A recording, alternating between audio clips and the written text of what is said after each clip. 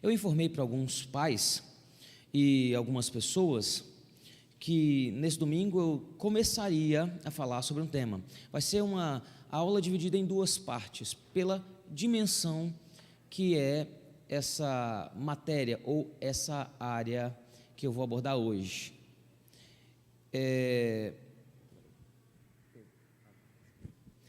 Eu quero falar sobre como você pode entender seus filhos e pais sem morrer tentando.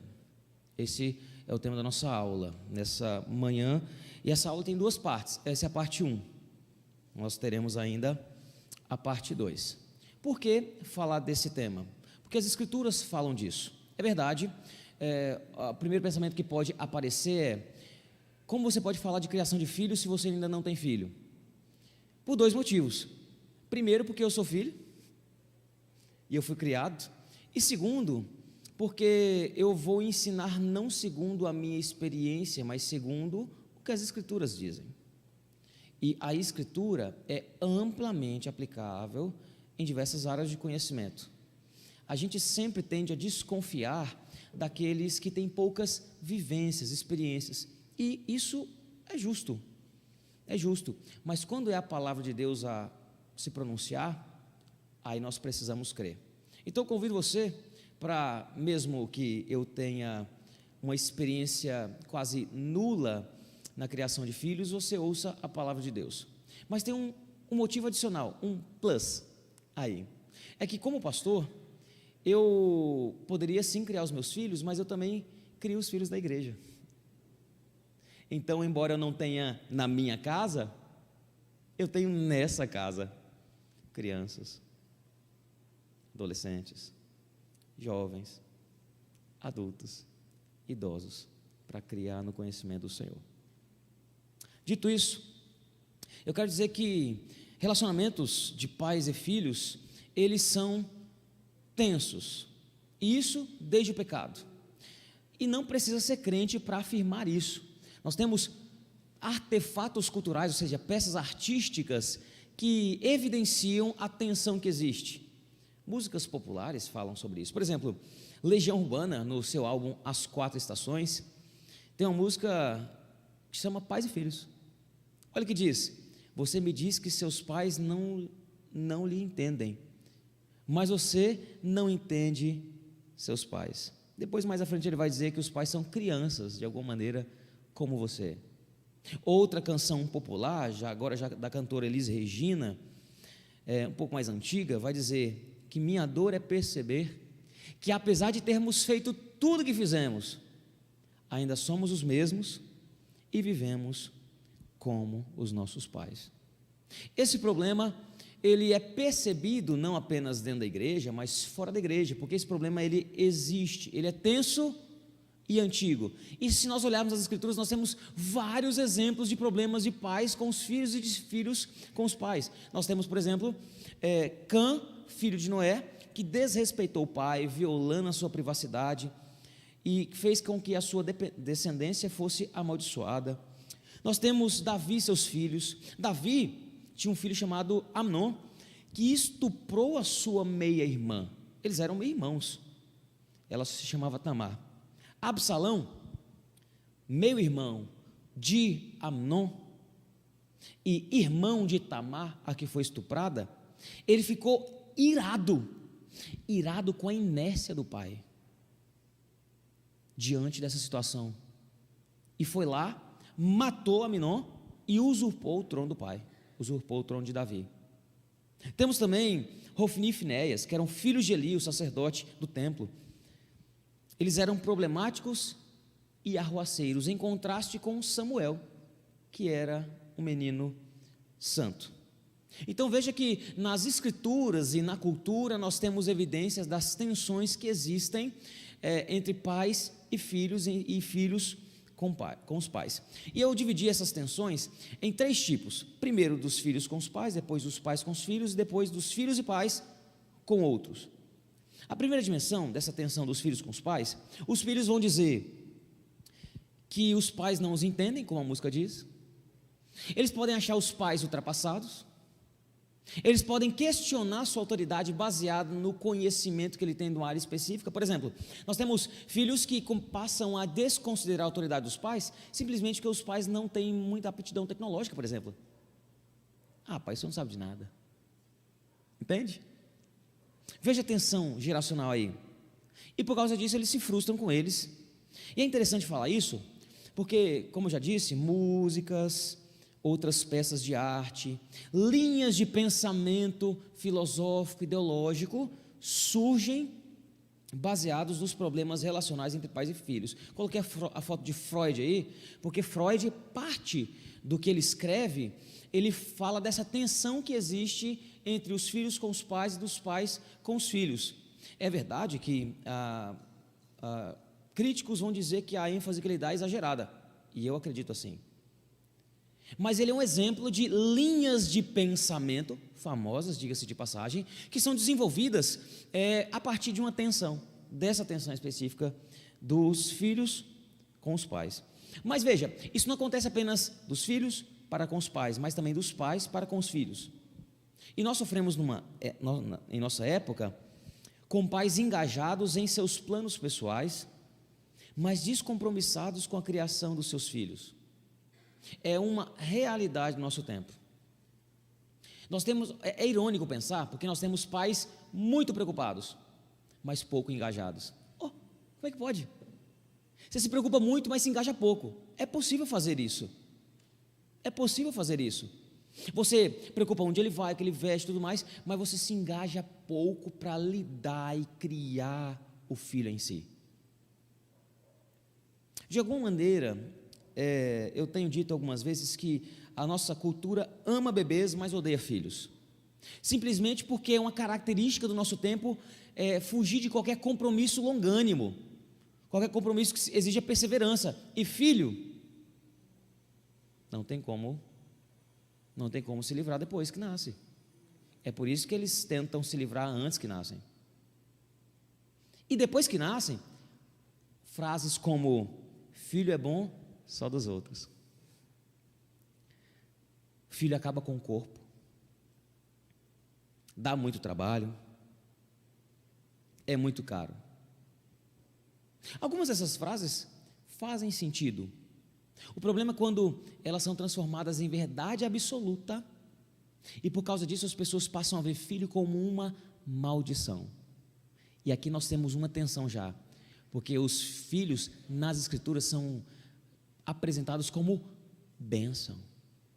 Herança do Senhor são os filhos. Bênção.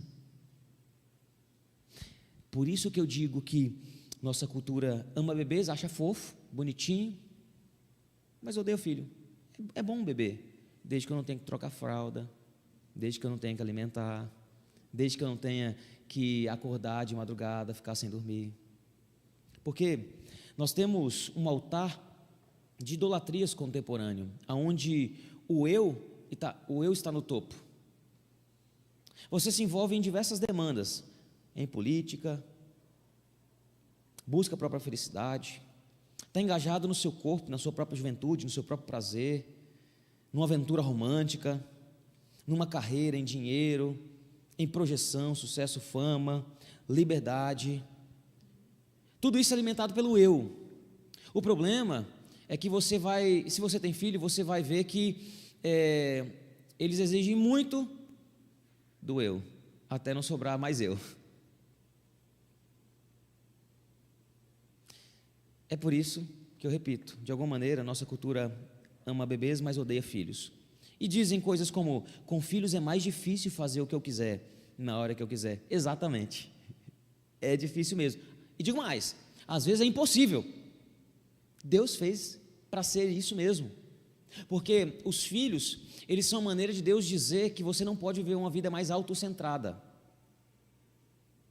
mas centrada no alto. Você vai precisar depender de Deus para criá-los.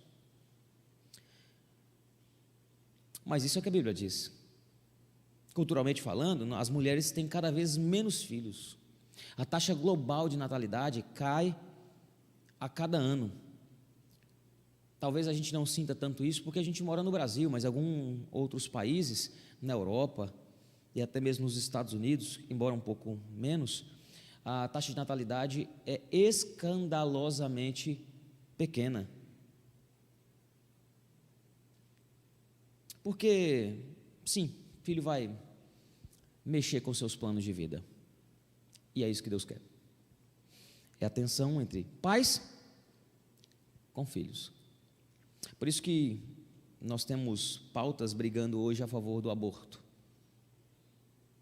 Homens canalhas que abandonam o filho e a mulher. Por causa disso. Mas eu falei que tem uma terceira dimensão, né? De pais e filhos que tensionam com outros. E eu quero explicar isso. Nós temos hoje, não hoje, né? Mas recentemente, em termos de história da humanidade, teorias pedagógicas modernas que pretendem saber mais do que a palavra de Deus e asseguram que não se deve corrigir as crianças, muito menos usar a vara, porque isso pode traumatizá-las.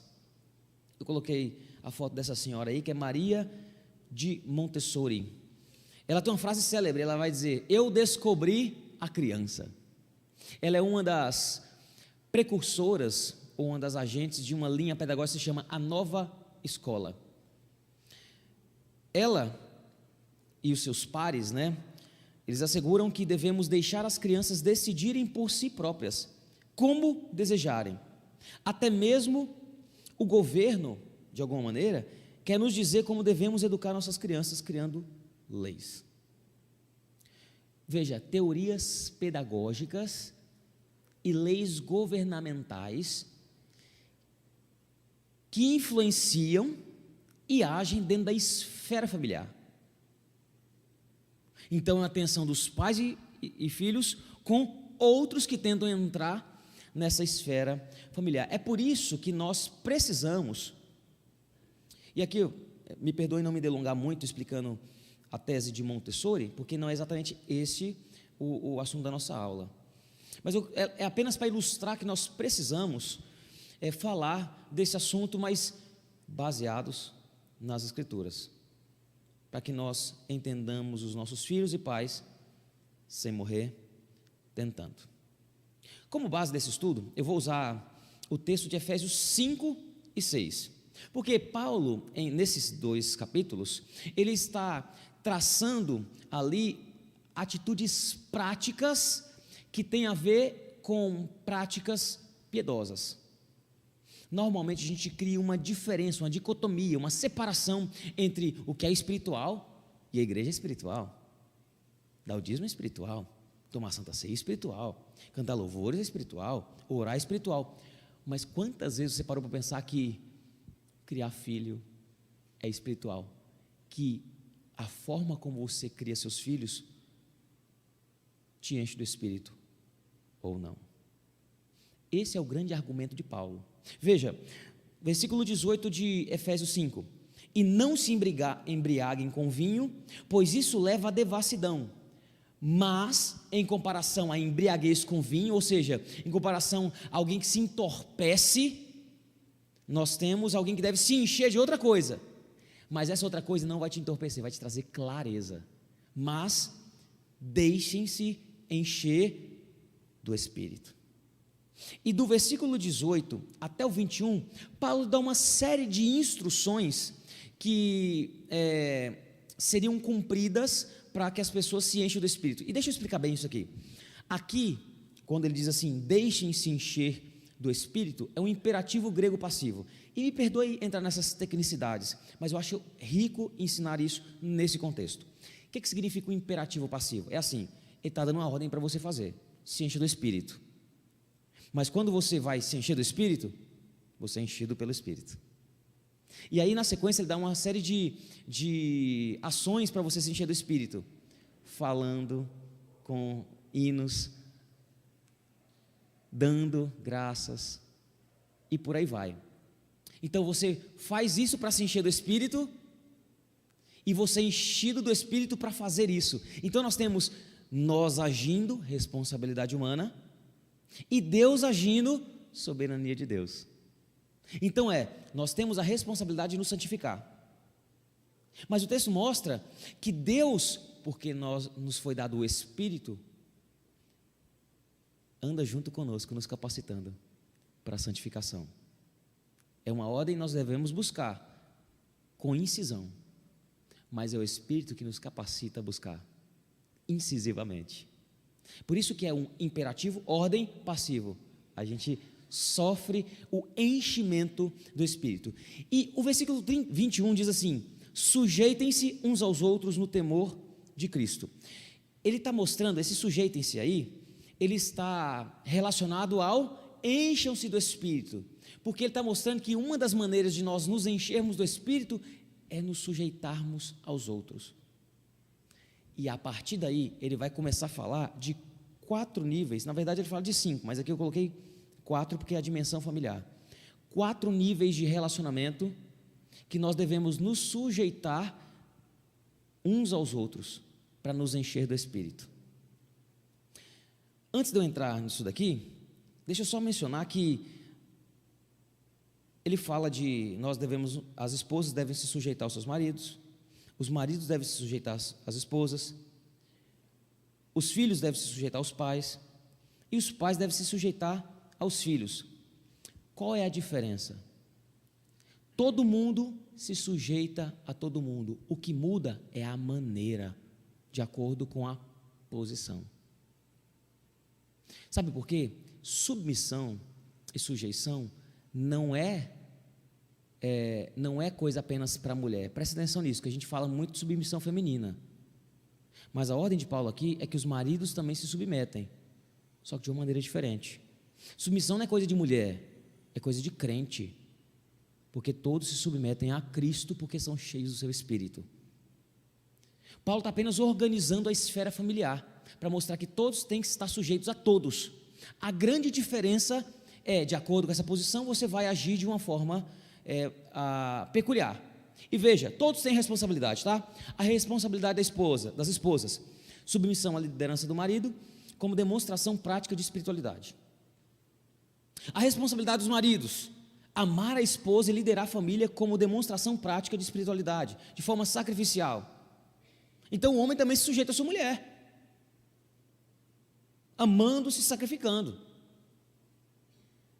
Mas qual que é a responsabilidade dos filhos? Obedecer aos pais como demonstração prática de espiritualidade.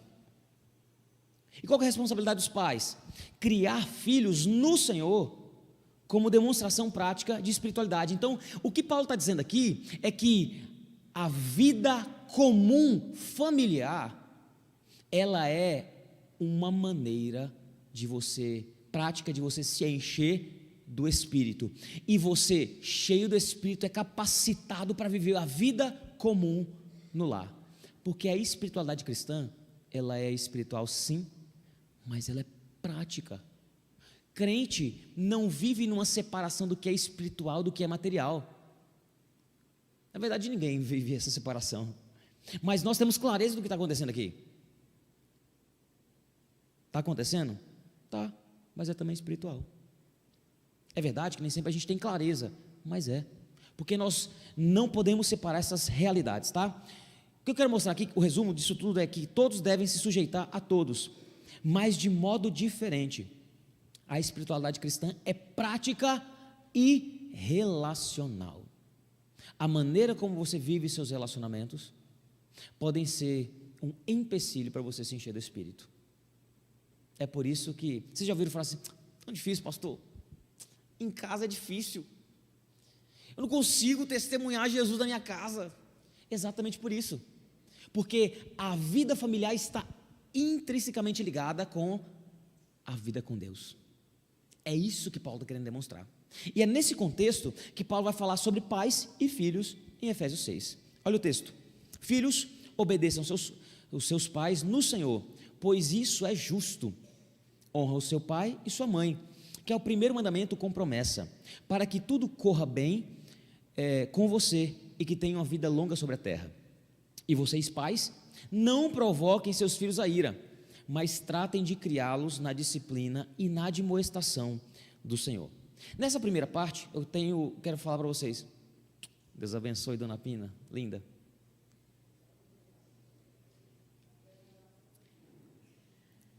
Obrigado, Milton. Gente, quando vocês fizeram 100 anos, vocês podem fazer isso, tá? Até lá não. Nessa primeira parte da nossa aula, eu quero falar de filhos, de como filhos devem entender os seus pais sem morrer tentando. E talvez vocês estejam pensando assim, mas eu sou pai, eu queria saber como lidar com os meus filhos, não é? Veja, você pode ser pai, mas você também é filho. Você não deixou de ser filho. Você ainda tem algo a fazer em relação a isso. É verdade, alguns perderam seus pais. Mas tem um detalhe também. Quando a Bíblia fala de filhos, do papel dos filhos, ela também lembra os pais de que filhos não aprendem sozinhos. É você que ensina seus filhos a serem filhos, segundo as Escrituras. Tá bom? Então vamos olhar para o texto um pouco mais detidamente. Em primeiro lugar, aqui, ó, filhos, obedeçam seus pais no Senhor. Essa ordem aí tem um sentido básico. Paulo aqui está nos ensinando a entender o que é obedecer. Tem um sentido básico, que é obedecer e honrar. E o mandamento, lá em Êxodo, né, de honra teu pai e tua mãe, é literalmente dar peso, ouvir e atender, é dar crédito, é assim, todo mundo está falando, mas quando seu pai fala, quando sua mãe fala, é diferente, porque a palavra deles tem maior peso do que qualquer outra palavra. É por isso que você obedece. Você obedece, não é apenas ordem, mas também conselho, porque a palavra deles tem um peso maior. É isso que, em primeiro lugar, significa os filhos que obedecem aos seus pais. E veja, não é apenas o pai ou a mãe, é o pai e mãe. O termo grego que foi usado aí para pais é gones, que é uma palavra grega para ambos os pais, né? E quando?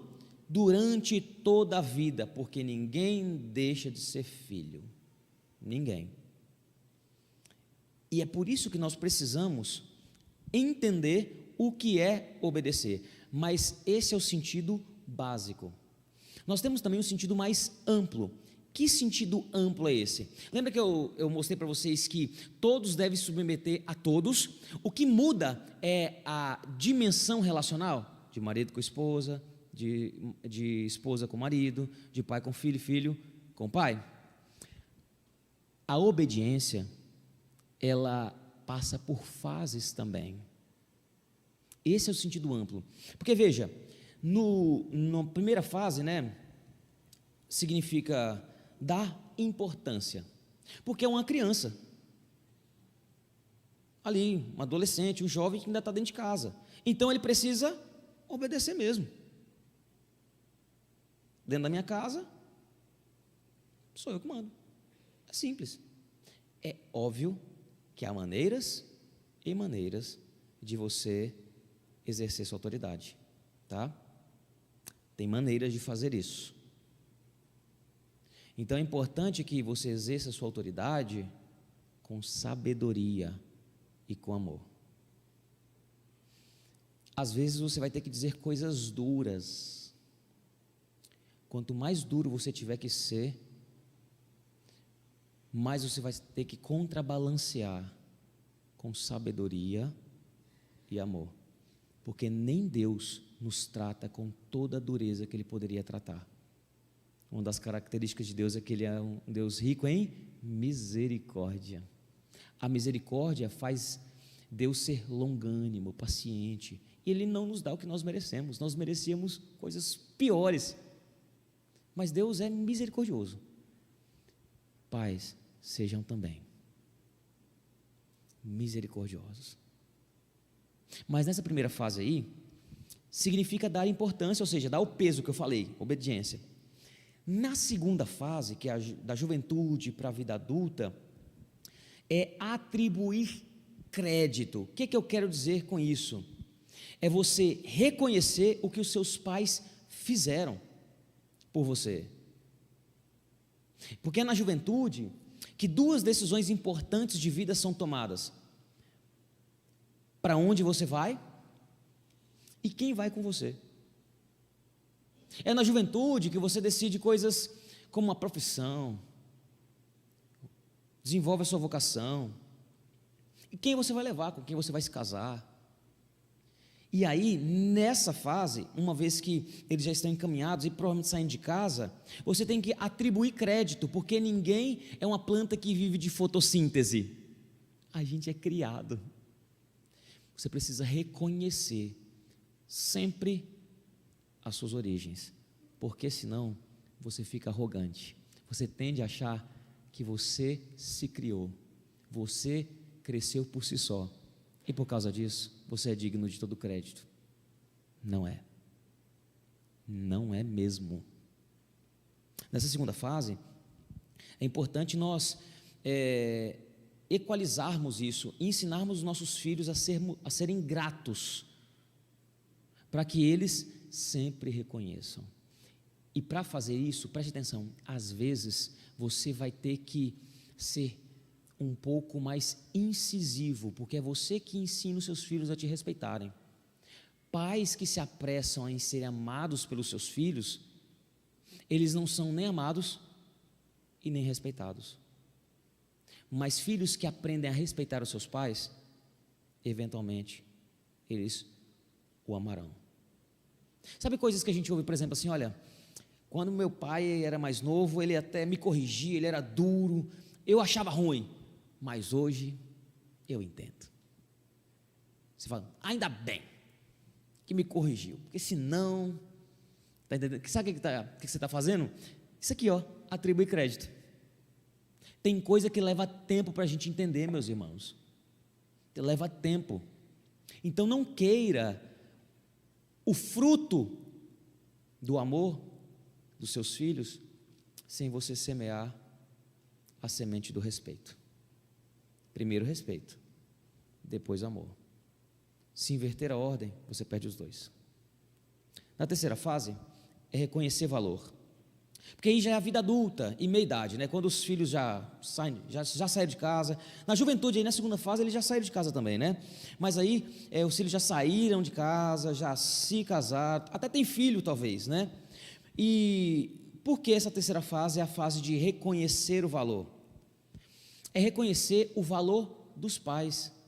E reconhecer também que a qualquer momento os pais podem deixar vocês. Porque eles já estão ficando idosos. Então nós precisamos reconhecer valor. Como? De duas maneiras, eu recomendo. Com presença. Sabe por quê? Você que já é mais velho, você sabe que a vida vai sempre nos convidando a ir. Sempre nos convidando a ir. Ir mais longe, alçar voos mais altos, mudar de cidade, de país. Mas nós precisamos eventualmente voltar.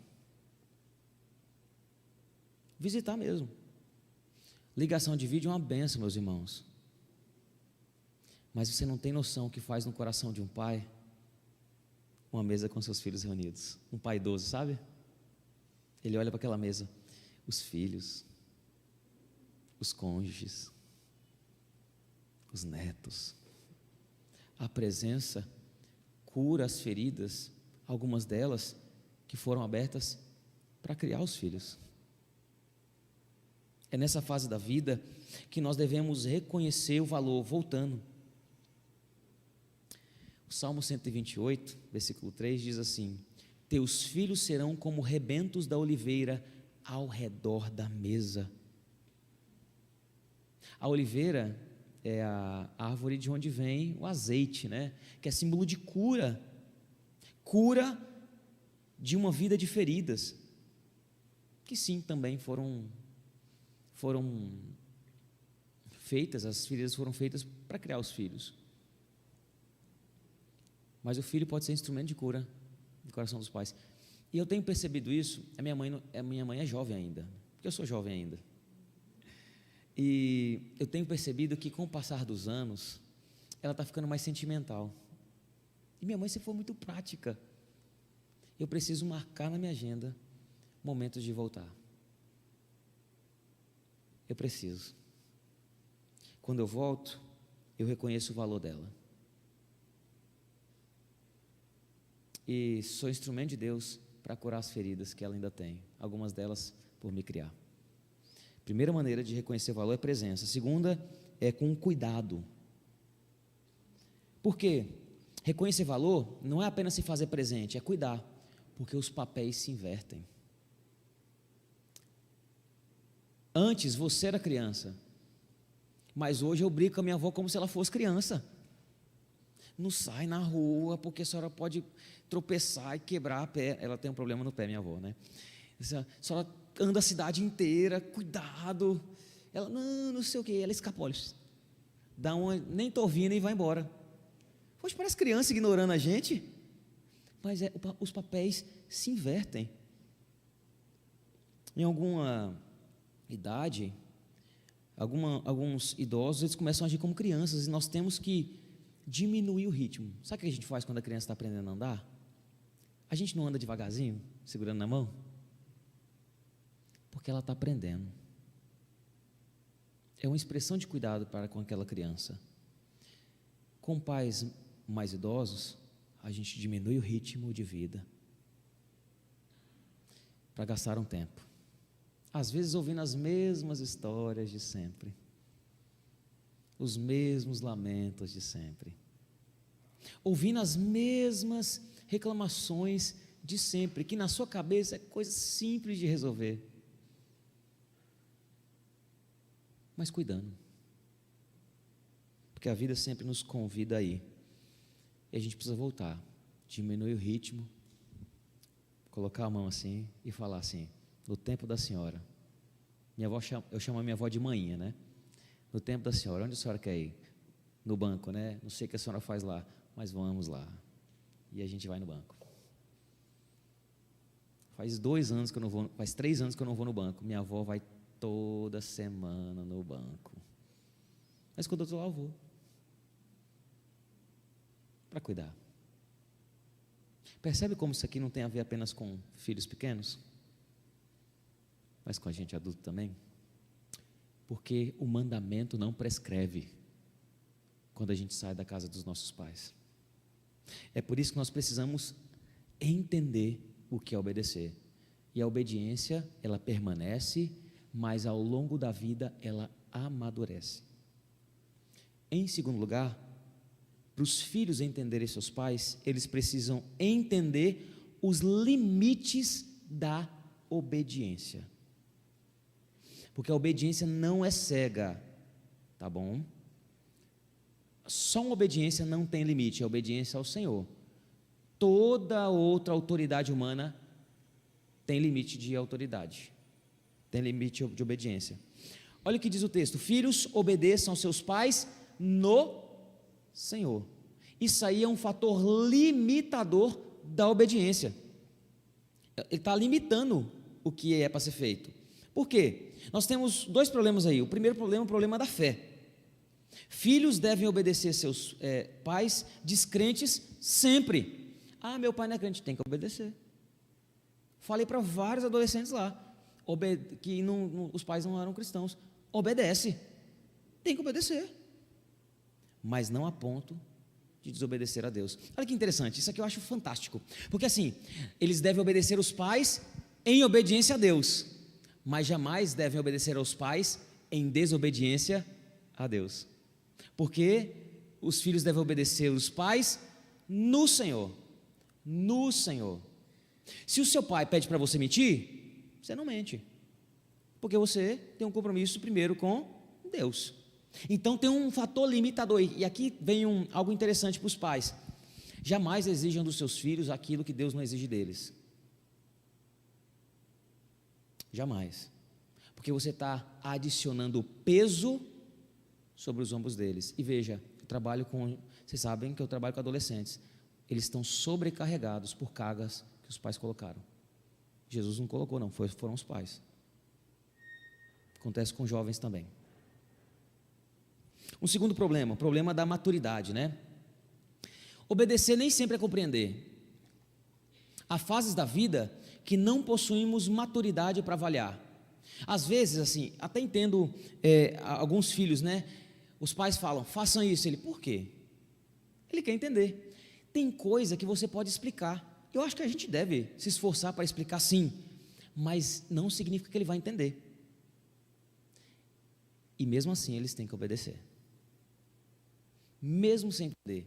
Tem coisa que aparentemente Deus nos pede e nós não entendemos. Sabe uma história que me vem à mente? A do jovem rico. Jesus, ele vai lá, vai até Jesus, preocupado com a vida eterna. Jesus pergunta para ele algumas coisas, e aí Jesus por fim fala: vende seus bens, distribui aos pobres, vem e segue-me. Nós sabemos, pela construção do evangelho, que Jesus queria livrar aquele homem do ídolo da ganância, porque o texto fala, ele saiu entristecido porque era dono de muitos bens, os bens aprisionavam ele. Mas talvez não fosse tão claro para ele. Ele só ficou triste porque ele não queria se desfazer dos bens que tinha. Talvez você vá pedir coisas para os seus filhos que eles não vão entender. Explique se possível. Obedeça, às vezes sem entender, porque tem coisa que exige maturidade e tempo para acontecer. Veja, maturidade, eu gosto muito dessa palavra, porque ela sempre conota tempo. Às vezes a gente acelera o processo de maturação. Pensa numa fruta, a gente colhe ela, lá em Minas Gerais a gente colocava jornal em volta da fruta, né? Dependendo da fruta para amadurecer e tal. Você está acelerando ali o processo, adicionando calor ou uma proteção térmica, mas ainda assim exige tempo. Não tem um botão de amadurecimento. Apertou o botão, amadureceu. Nem para a fruta, muito menos para a gente. Eu digo para os adolescentes o seguinte: olha, 9 grávidas não geram uma criança em um mês. Tem tempo para as coisas acontecerem. E tem tempo para a gente entender as coisas também. É por isso que, mesmo sem entender, nós devemos obedecer a Deus em todo tempo. Os limites da obediência é sempre a lei de Deus. Em terceiro lugar, filhos que entendem os pais, eles devem também entender o porquê obedecer, tá? O motivo, qual é a motivação da obediência? Porque a gente falou até agora que nós devemos entender o que é obedecer, nós devemos entender os limites da obediência e também o porquê obedecer. Em primeiro lugar, porque é justo. A ideia de justo aí é adequado, envolve gratidão e reconhecimento. Veja, Jesus, Deus encarnado e perfeito, foi obediente aos seus pais imperfeitos, foi submisso. Olha o que diz Lucas 2,51, Jesus era obediente aos seus pais imperfeitos. Olha o trechinho do versículo aí, e era submisso a eles. Então nós também devemos, nossos pais não são perfeitos, nós também não somos filhos perfeitos, nós devemos obedecer. E talvez você ache seus pais ruins, mas mesmo com pais ruins, Deus os usou para nos dar vida. Nós também não somos filhos perfeitos. A história de relações entre pais e filhos humana, ela é sempre regada a dor, imperfeição e pecado. Às vezes mais, às vezes menos, mas sempre regada a dor, imperfeição. Sempre. Então nós não podemos justificar assim: você está falando isso porque você não conhece o meu pai, você não conhece a minha mãe. Não conheço, mas eu conheço o Pai Celestial. Mas o Pai Celestial, Ele nos ordena obedecer. Obedeça para honrar os seus pais terrenos, porque assim você honra os pais celestiais. Então, em primeiro lugar, é justo, né? É adequado, envolve gratidão e reconhecimento. Mas em segundo lugar, o segundo motivo de nós obedecermos, a segunda motivação é porque é mandamento mesmo. Nós temos isso repetido em vários lugares da Bíblia. Efésios 6:2, Êxodo 20:12, que é o mandamento: honra teu pai e tua mãe. Deuteronômio 5:16, ele repete os 10 mandamentos para a segunda geração que estava entrando na terra prometida. Então, para nos relacionarmos bem com o Pai, que é Deus, precisamos honrar e obedecer os pais aqui na terra. É mandamento, sempre em imperativo. E mandamento é mandamento, tá? Faz parte da nossa obediência a Deus, da nossa espiritualidade, obedecer a Deus, obedecendo e honrando os nossos pais. É também uma promessa, o próprio texto diz: honra teu pai e tua mãe, que é o primeiro mandamento com promessa, para que tudo corra bem com você e você tenha uma longa vida sobre a terra. Eu gosto muito disso, porque do Antigo ao Novo Testamento nós temos ordens para obedecer os pais, e tem um motivo. Primeiro, o significado de pais na cultura judaica. Pais na cultura judaica não tem uma conotação mais ampla do que nós usamos hoje. Quando nós falamos dos nossos pais aqui, normalmente a gente está falando dos nossos progenitores, nosso pai e nossa mãe biológica, ou pelo menos de criação. Mas pais na cultura judaica significavam toda a autoridade presente e os seus antecessores. Por exemplo, Jesus, na genealogia de Mateus capítulo 1, versículo 1, está dizendo: Jesus, filho de Davi, filho de Abraão. Ué, Jesus não é filho de José? Sim, mas na visão judaica, ele também era filho dos seus antecessores, todos eles. Então, os pais na Bíblia, ele tem uma representação de autoridade. Afinal de contas, os pais são a primeira autoridade que os filhos reconhecem, que os filhos têm. A primeira autoridade que filhos têm na vida é a presença do pai e da mãe. E o filho que não aprende a honrar pai e mãe, ele não honra mais ninguém. Ele pode temer, é diferente. Respeito é diferente de temor. Qual que é a diferença? Eu digo assim: não põe o dedo na tomada. Quando eu estou presente, ele não põe. Eu viro as costas, ele vai lá e cutuca. Ele teme a consequência de me desobedecer.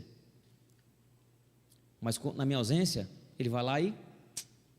porque o medo foi embora. Respeito é quando ele obedece, mesmo quando a gente está ausente. Percebe a diferença? Filhos que não aprendem a honrar e respeitar seus pais, também não honram e respeitam nenhuma autoridade. Na primeira oportunidade, ele vai lá e enfia o dedo na tomada da vida. É por isso que eu coloquei aqui, olha: quem aprende a honrar os pais, aprende a honrar qualquer autoridade, não precisa temer as autoridades, como diz Romanos 13, e também acaba recebendo honra. Se ele honra, eventualmente ele vai ser honrado também. Quais esferas? Familiar, escolar, civil, trabalhista, eclesiástica. Eu sei pelos filhos de vocês a autoridade que vocês têm sobre eles,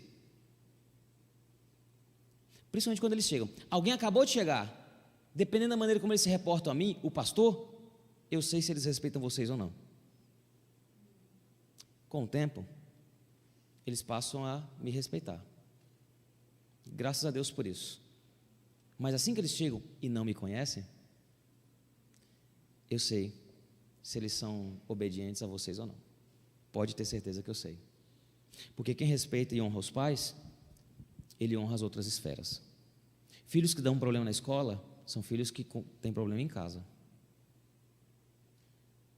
Adultos que dão problema na sociedade, provavelmente foram crianças criadas em famílias problemáticas. E veja, eu não estou aqui querendo generalizar, tá?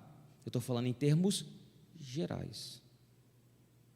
Agora, alguém que é criado assim, para honrar autoridades, ele acaba sendo honrado por elas. É por isso que o versículo vai dizer: para que tudo corra bem com você e você tenha uma longa vida sobre a terra. A gente põe o filho na escola, põe ele na aula de mandarim, de inglês, na dança, instrumento musical, tudo isso é maravilhoso. A primeira coisa que ele deve receber, entretanto, é educação, para que ele aprenda a te honrar. O que vai fazer que ele vá bem não é a educação lá de fora, mas é a de dentro. Tem um monte de história de gente que não tinha recurso, não tinha meio, não teve estudo lá fora, por inúmeros motivos, e até teve que trabalhar criança, mas os pais, eles eram rígidos, no sentido positivo, né? No bom sentido, e isso eventualmente catapultou a pessoa, às vezes ao sucesso meteórico, mas às vezes não veio em sucesso meteórico, mas se transformou numa vida digna. Tem um monte de gente que veio do nada e conquistou tudo, porque o berço era forte, E eu não estou falando de dinheiro. Eu estou falando de ensinar os filhos no Senhor. No Senhor. Tem uma coisa interessante que eu quero mostrar para vocês. Eu já falei dos 10 mandamentos aqui, e os 10 mandamentos não terás outros deuses além de mim, não farás imagem de escultura, não tomarás o nome de Deus em vão, lembre-se e santifique o sábado, honra pai e mãe, não matarás, não adulterarás, não furtarás, não dirás falso testemunho e não cobiçarás. Os 10 mandamentos são divididos em duas categorias. A primeira tábua, é a relação para com Deus, e a segunda tábua é a relação para com o próximo, que tem ênfase, Mas no meio, note que a dobradiça da primeira tábua com a segunda tábua é exatamente honra teu pai e tua mãe. Por quê? Porque o lugar onde se aprende a obedecer os mandamentos é na família. A família é mediador entre o princípio com Deus, primeira tábua, e o princípio com o próximo, segunda tábua. É o pai e mãe que ensina o seu filho a honrá-los, que ensina o filho a honrar primeiro a Deus, e como consequência, amar o próximo. Os 10 mandamentos, eles colocam o quinto mandamento como dobradiça entre a fé e a prática. E isso acontece no seio da família. E é por isso que nós devemos seguir esses princípios, por mais difícil que seja, porque nós temos dois contrastes aqui, preste atenção. Nós temos uma cultura, nossa cultura contemporânea, que exalta a autonomia, como eu já disse, e nós temos a espiritualidade cristã, que exalta a submissão e interdependência. Nós temos a cultura contemporânea, que vai dizer, não dependa de ninguém, não se submeta a ninguém, mas nós temos a espiritualidade cristã, que vai dizer, se submeta aos seus mentores e líderes. Nós temos a cultura contemporânea que vai dizer, tudo depende de você, faça tudo sozinho. Mas nós temos a espiritualidade cristã que vai dizer, você é dependente das pessoas, tem irmãos, tem amigos espirituais. É por isso que, como resumo, nessa primeira parte, dessa aula, eu quero dizer para vocês que os filhos precisam entender seus pais, entendendo o que é obedecer, entendendo os limites da obediência e entendendo a motivação da obediência. E é por isso que eu quero dizer para vocês, filhos, todos nós aqui somos, ao olharem para esse quadro, provavelmente você deve estar pensando, eu não consigo. E de fato, não conseguimos ser os filhos que deveríamos, nem criar os filhos da maneira como deveríamos. Mas ao reconhecer isso, nós devemos correr para o filho perfeito. Jesus foi um filho perfeito, no lugar de filhos imperfeitos que nós somos. Nós devemos depender de Jesus. Lembra do texto? Não se embriaguem com vinho, mas enchei-vos do Espírito. A gente precisa ser cheio do Espírito, meus irmãos. Só assim nós conseguiremos ser filhos parecidos com o Filho perfeito e criar os nossos filhos também. Jesus foi um filho obediente para os seus pais terrenos e é o filho obediente para o Pai celestial. A sua obediência o levou à cruz para salvar filhos rebeldes como nós. E eu digo para vocês, há poder restaurador em Jesus para filhos rebeldes como nós e para que criemos os nossos filhos. E é por isso que eu quero mostrar para vocês o ciclo da restauração. Imagine que você tem que honrar os seus pais. Olha o gráfico aqui. Você tem que honrar os seus pais, certo? O problema é que você não consegue. Pode dar um toque para frente, por favor. Volta. Isso. Você tem que honrar os seus pais, só que você não consegue. Por isso que você precisa perdoar os seus pais. Pode dar mais um toquinho, por favor? Isso. Apenas o perdão vai ligar você aos seus pais. Talvez a nossa dificuldade de honrar os pais e de ensinar os nossos filhos a nos honrar é porque nos falta perdão.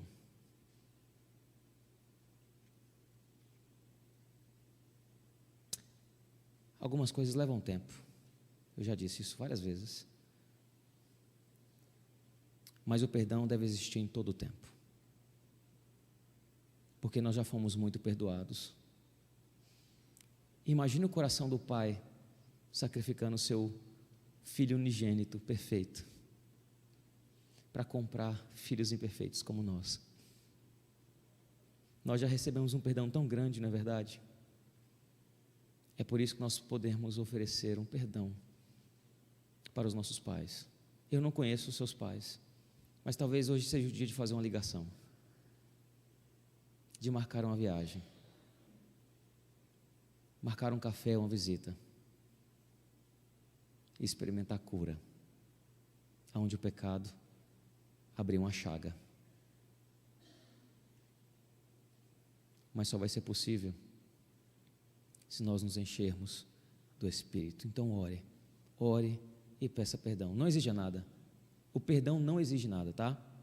O perdão assume o dano, porque teve outro que assumiu o nosso dano. Então a gente pode abraçar esse pequeno dano, para que haja cura, e para que Deus seja glorificado nas nossas relações, e para que sejamos um povo cheio do Espírito. Eu quero dar oportunidade para perguntas. Não sei quanto tempo nós temos. Nós temos poucos minutos, mas talvez alguém queira perguntar. Daí é só levantar a mão, a gente pode responder.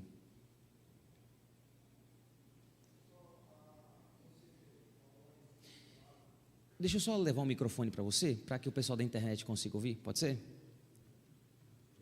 Não tem não? Aqui, ó. Obrigado.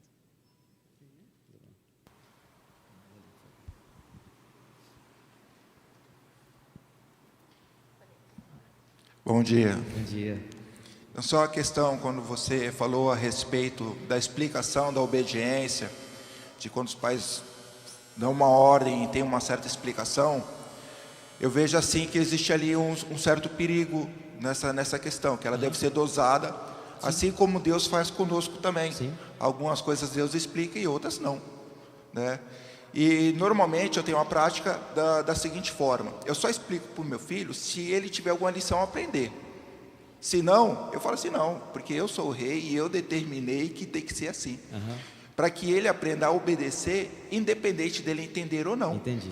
Porque senão cria-se o vício dele só querer obedecer depois que ele entender. Então eu só vou explicar quando ele tem alguma lição a aprender. Ó, você tem que aprender a tomar cuidado com isso. Você tem que obedecer para aprender a visualizar essa situação. Você tem que aprender a obedecer para que você tenha uma certa edificação. E outras eu simplesmente falo assim, não, porque eu sou seu pai. Entendi. Imitando até a parte do Jedi lá, mas por que eu sou seu pai? Né? Então algumas coisas eu até brinco com ele, não faço de maneira grosseira nem nada, né? Às vezes até em tom jocoso mesmo, falo assim, não, porque eu sou o grande rei, o ditador, e eu determinei, né? Então eu procuro dosar da seguinte forma, para que ele obedeça e aprenda a confiar. E muitas vezes eu até faço um desafio para ele, né? Falo assim, quando que você me obedeceu e você não se deu bem? Né? Então, não faz isso não, viu? Porque às vezes... não, sempre se deu bem, rapaz. Às vezes ele vai lembrar um dia e o seu argumento quebra. Ó, eu concordo com você, mas deixa eu colocar de outra maneira assim. Inclusive lá no acampamento, eu tenho até um slide que os meninos transformaram em figurinha de WhatsApp, né? Que no primeiro dia eu apresentei as regras do acampamento. E no final eu coloquei uma foto minha com um chapéu e dizendo assim, isso aqui não é uma democracia, é uma ditadura lacerdista. Eles nunca mais esqueceram isso. Tinha até uns que vinham falar comigo, eu falei, não vai fazer isso não. Mas não é para fazer. Mas eu acho, você acha? É uma ditadura lacerdista. E ele saía, sabe? Porque virou uma brincadeira. Mas o que eu quero dizer é o seguinte, o que você está dizendo é verdade, mas é necessário sempre que você for, eu disse isso hoje, ser incisivo, você ter um contexto de acolhimento e amor. Filhos não se importam de obedecer pais se eles tiverem a certeza que são amados, tá? Então, o contexto da vida de vocês, quando eu falo contexto, não estou falando necessariamente daquele momento, tá? A vida de vocês, o relacionamento de vocês como um todo, é o contexto em que você vai poder ser incisivo sem que ele fique irado. Isso já é a nossa próxima aula. A nossa próxima aula eu vou falar, a sequência do nosso texto, que diz o versículo assim: e vocês pais não provoquem seus filhos a ira, mas tratem de criá-los na disciplina e na admoestação do Senhor. Apenas para adiantar, disciplina é uma correção comportamental. Fez errado, disciplina, castigo, às vezes leva uma surra e tal. Mas a admoestação é a administração do coração. Então veja que não é só a ordem, tem que tratar o coração também, tá? E o próprio Deus, ele dá ordem, mas ele sempre trata o coração, sempre. Às vezes a gente não entende, mas o coração é tratado, mesmo sem entender. E veja, no caso de Deus, é engraçado, porque eu falei dos 10 mandamentos, e eu não sei se eu já disse isso para vocês, mas os 10 mandamentos têm um contexto de graça. Capítulo 19 de Êxodo está dizendo assim: vistes como eu tirei vocês da escravidão do Egito com asas de águia, e os escolhi, e os amei, e agora, se atentamente me ouvirem e me obedecerem, serão um povo de propriedade particular, sacerdócio santo, povo de propriedade exclusiva de Deus. Pedro cita isso nas suas cartas, mas vem lá de Êxodo 19. Na sequência, ele entrega os 10 mandamentos. O que a estrutura está mostrando? Eu fiz tudo, eu tirei vocês do Egito, agora toma esses mandamentos aqui para tirar o Egito de vocês. Tratar o coração. 400 anos no Egito, eles saíram do Egito, mas eles eram egípcios nos costumes, entendeu? Então é necessário sim, tem coisa que eles não vão entender, principalmente dependendo da fase, da idade. Mas filhos que desde pequenos, que não tem como eles entenderem muito mesmo, aprendem a obedecer, quando eles vão ficando um pouco mais questionadores, eles são mais tranquilos em acatar. A gente precisa contrabalancear, porque o padrão não é Deus, Deus é o Pai perfeito, e Ele sempre contrabalanceia as duas coisas, a lei, ou seja, o imperativo e o indicativo. O indicativo, olha o que eu fiz, o contexto como todo. O imperativo, agora é você que faz. Indicativo, imperativo. Tá bom? Alguém mais alguma? 2 pais ali.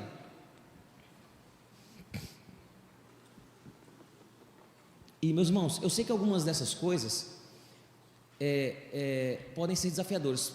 Uma coisa que eu não comentei é que normalmente, por mais que a gente não goste de confessar, viu? Ou nós repetimos a criação que a gente recebeu, ou nós tomamos aversão a elas e vamos para o outro extremo, tá?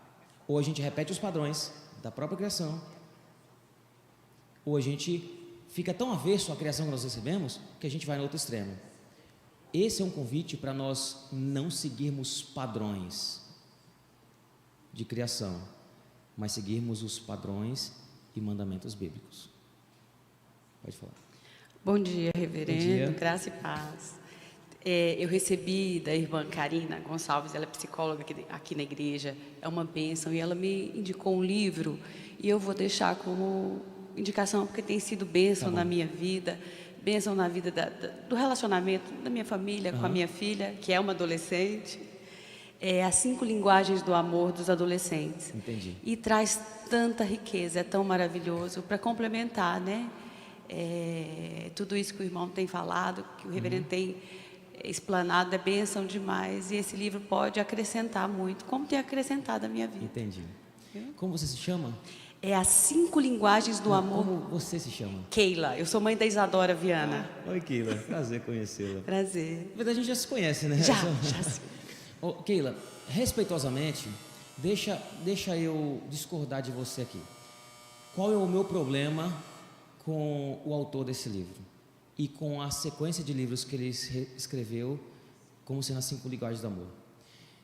A minha dificuldade com esse livro é a noção antropológica que ele tem. que eu quero dizer com isso? Às quintas-feiras, nós estamos estudando antropologia bíblica.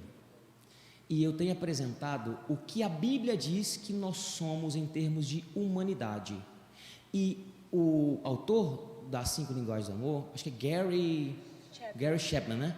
O Gary Chapman, ele simplesmente pega estruturas comportamentais, porque eu sei que ele é um psicólogo da área cognitivo-comportamental, tenta identificar, estou falando do primeiro livro dele, tá? Identificar esses padrões em personagens bíblicos e a partir disso desenvolve a teoria dele das 5 linguagens. O meu problema é, a Bíblia não foi feita para ler dessa maneira. Ele está pegando uma tese e aplicando a um texto bíblico que tem suas próprias regras de interpretação, que a gente chama de hermenêutica. Meu primeiro problema é forçar o texto bíblico a dizer algo que ele não diz. Segundo problema é ele reduzir a expressão humana em 5 linguagens. A complexidade humana é muito maior do que isso. Agora, eu não estou dizendo que não tem insights interessantes, tá? Eu só acho que é uma maneira reducionista. E veja, exatamente por ter insights interessantes que se tornou popular. Porque quando o negócio não tem relação nenhuma, a gente, nossa, que isso aqui, não, o cara viajou. Deus, não serve nem para queimar, que vai fazer muita fumaça fedida. Mas o que eu quero dizer é que ele tem insights interessantes. Por quê? Ele é um excelente observador do comportamento. Mas o problema é exatamente esse. Nós não somos apenas comportamento. Entende? E aí eu vou deixar para vocês assistirem as aulas de antropologia bíblica às quintas-feiras, que estão salvas no canal da nossa igreja. Tem uma playlist lá. E lá nós estamos tratando do que de fato influencia o comportamento. E veja, eu já li 4 livros dele, tá? Eu já li e alguns nem foram traduzidos em português. E o erro dele básico é forçar a interpretação bíblica com hermenêutica estranha, reduzir noção antropológica pobre e puramente comportamental e não lidar com o real problema, que é o coração. E tem mais um problema, plus aqui. É que você pode criar condicionamento social através de um apaziguamento comportamental. Mas isso pode anestesiar para o real problema, que é sempre o coração. Veja que esse texto aqui está recheado de evangelho. É no Senhor, no Senhor, no Senhor. É o Senhor quem trata o nosso comportamento. Entende? E aí vai se refletir não apenas em 5 linguagens, mas em diversas linguagens. Sem contar que as tabelas, eu conheço bem as tabelas dele, acabam, você vai se identificar ora mais com um, ora mais com outro, dependendo da fase de vida. Por isso que eu acho que, embora tenha insights interessantes, e pode ajudar você a perceber coisas que você ainda não percebeu, só que é apenas a ponta do iceberg. Então, leia, tire proveito, mas com reservas, porque a Bíblia é muito mais rica do que Gary Chapman. Tá bom?